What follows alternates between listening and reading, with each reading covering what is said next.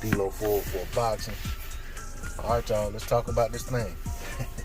Shawn Porter versus Keith Thurman, supposedly going to happen in August or September of this year. Made too much sense not to happen. I'm hearing talks about, somehow this, says that both guys wanted to fight, but this proves that both guys wanted the Crawford fight. I think what this proves is that both guys were never on the table for Crawford, quite frankly.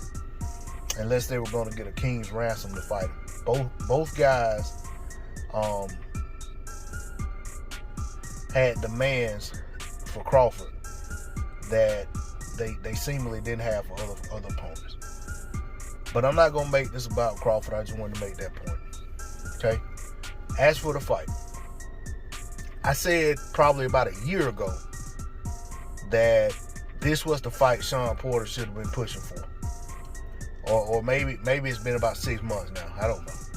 But I said this is the fight Shawn Porter needs to be trying to push for, being that he lost to Keith Thurman. But every time you heard Shawn Porter asked about Keith Thurman or talk about Keith Thurman, he was dismissive, as if he was the one who beat Keith Thurman and done so in dominant fashion. And that wasn't the case. Keith Thurman was the one who won that fight. You have people who felt, maybe Porter edged it out. But at the end of the day, Keith Thurman was the one who won.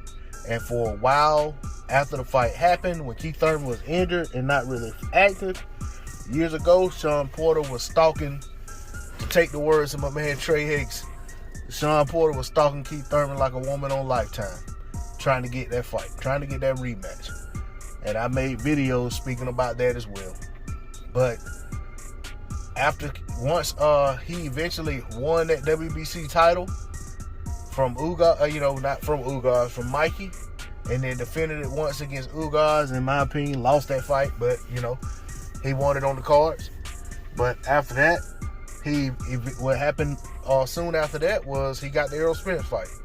And I think Shawn Porter, in having the fight with Errol Spence and losing, and having some people claim that he won the fight, and for him to come out after accepting of the defeat, but then to later come back and say he felt like he won, or his dad, I might have said he won, I don't remember. But either way, it's like somehow after that, Shawn Porter's sense of self got inflated.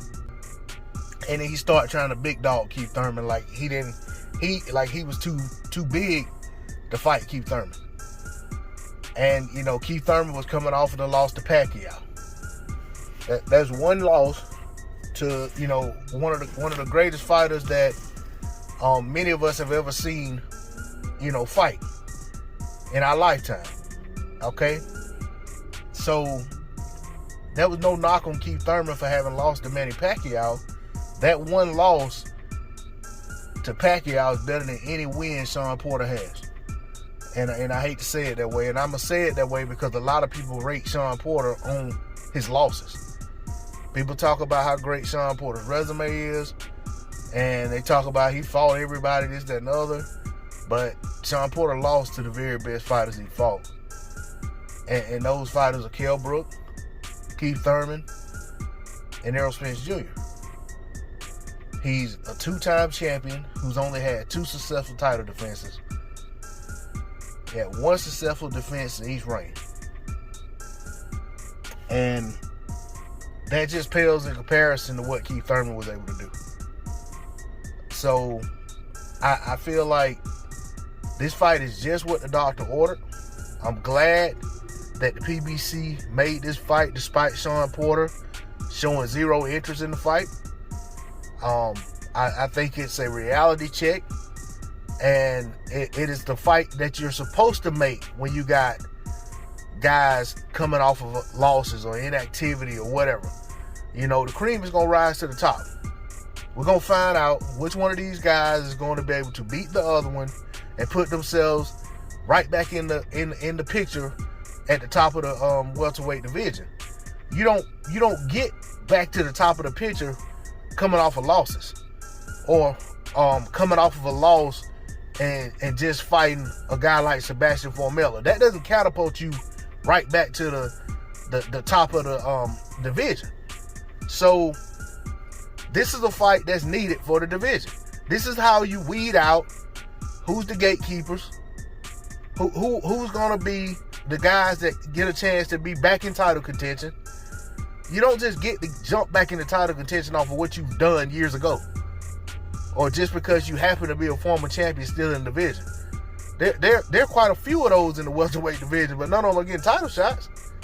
I mean, you got Danny Garcia there. You got Robert Guerrero. You got Victor Ortiz. You know what I'm saying? I think Collazo might have had a title at one point. You got Berto. You know, you got all these guys still hanging around, but none of those guys can just get into a title shot. You know? David Alexander. You know what I'm saying? So you can't just because you used to be there, you don't just always get to stay there. You got to fight to get back there. You got to fight to stay there. And that's what I think a lot of these guys, they think that their past accomplishments just guarantee them a shot to always be up around the top. And it's like that disclaimer that past performances are not always indicative of future performances or something like that. But that's all I got to say on the subject. D-Lo 404 Boxing. I'm glad this fight's being made. Let's see what happens. I'm out. Peace.